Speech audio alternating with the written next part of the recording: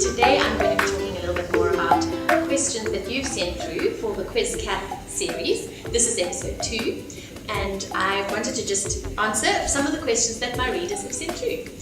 So the first one is from Samantha, and she wants to know, what do you do when you have some downtime? Well, there's not much downtime when you write a blog. I tend to spend quite a few nights of the week blogging at night time.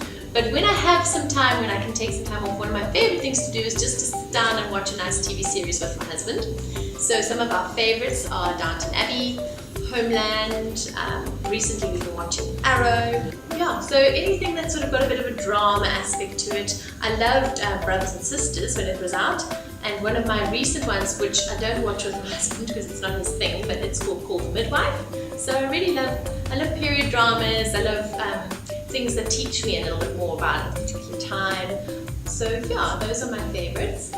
There's obviously a whole lot more. I'd love to hear what your favorites are. So if you've got any recommended series, let me know, because it is definitely one of the ways that I like to unwind. The next question is, what nail polish colours can you recommend? And that comes from Julie. So I am a big nail polish addict. It's a bit of a problem. I've got a small selection of my nail polishes here today. So these are the products that I think every girl should have, the colours that I recommend. Starting with the very pale pink. That's quite a nice elegant colour to have in your wardrobe. Well, your nail wardrobe, I should say. Another colour that I think is quite useful is a nude. So this is a really lovely one from Michael Kors. It's called Hint. So that's a nice colour to have.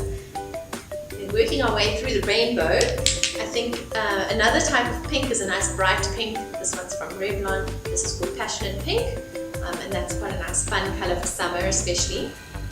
Then if you are a pink fan like myself, you might like a cerise pink, a bright colour. This colour is called Watermelon, and it's by Essie, and it's a really lovely colour. It's sort of like pinky coral, dark pinky coral. It's a great colour. Then moving up the colours chart, at the moment coral is a very key colour, so like coral orange. I was at the beach recently with about 5 friends, and we all had our toenails painted coral, so it clearly is the right colour for the season. Then you do need to have a red. This one is by Estee Lauder. You do need to have a red colour in your wardrobe.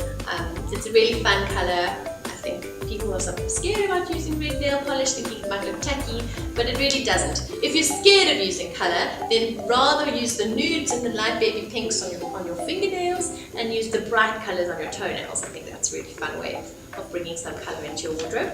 And then other colours that I love are this colour, which is called Turquoise and Chaos, which is by Essie. I love this colour. It's such a beautiful colour. For summer, it's a great option. And then another sort of vampy plum colour is a really good one to have. I think this one is called Bold Sangria, and it's a really fun darker purple, and that's a really nice colour for winter. So I would recommend that as well. So those are all the nail polish colours that I would recommend as the starting point. You can have plenty other colours, yeah, because we all know that like there are so many tones of pinks and so many tones of corals, and yeah, you need to have one for everyone. I understand. Okay, and then the last question I had was from, oh, I didn't write down her name. Sorry, I don't know who this one's from. But the question was, how do you monitor your kids' use of technology? And I think that's a really key question at the moment.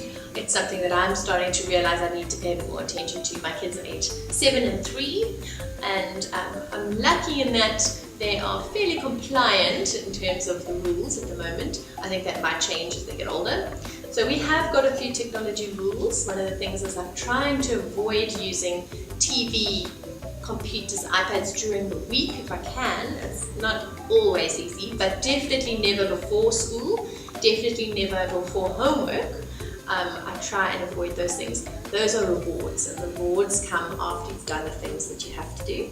So if we do use TV, generally I let them only watch like a DVD that I've already approved of, because they do get affected by the scary parts. Even the 7-year-old will wake up at night if he's watched a scary movie. So I make sure that we don't have that, because we don't want broken nights, no one does. So yeah, we try and monitor the movies. in the beginning I always did just the animated movies. Now we've kind of moved on with the 7-year-old to more kind of family movies where there's real live action people, which he's really enjoying, but you do have to be careful. Like I chose to show him a movie and it hasn't left his thoughts. I think it was called Soul Surfer and it was about a shark attack on a girl, and he's like paranoid about sharks in the sea at the moment, and it was about 6 months ago that I showed him. So just be careful about what you show. Then when it comes to the iPad, I've only got one iPad and I've got 2 children, it's a bit awkward. So we have rules about who's using it when, 20-minute slots at a time, no longer. I know some people obviously allow a little bit longer, and that's fine, but for me, I've realized that it needs to be a controlled thing. So we try and do iPad sessions at like 20 minutes each. And the other big rule is when the one person is on the iPad, the other person is not allowed to be leaning over and getting involved and causing problems, because that just leads to fights straight away. So we try and avoid that. And then when it comes to computers, we recently started allowing our older child to use a computer, a laptop. We made sure that we had some software installed called K9, which is a family-friendly software that blanks out any dodgy websites, so they won't have the access to those when they do a Google search. And it is a good thing, they need to be using it. The other day he had a project and we wanted to find out about Dr. Seuss's book or something, so he got out the laptop and he typed into Google. And I was like, what? How did you know how to do this? But they do, they know a lot more than we realize. So we do have to allow them access.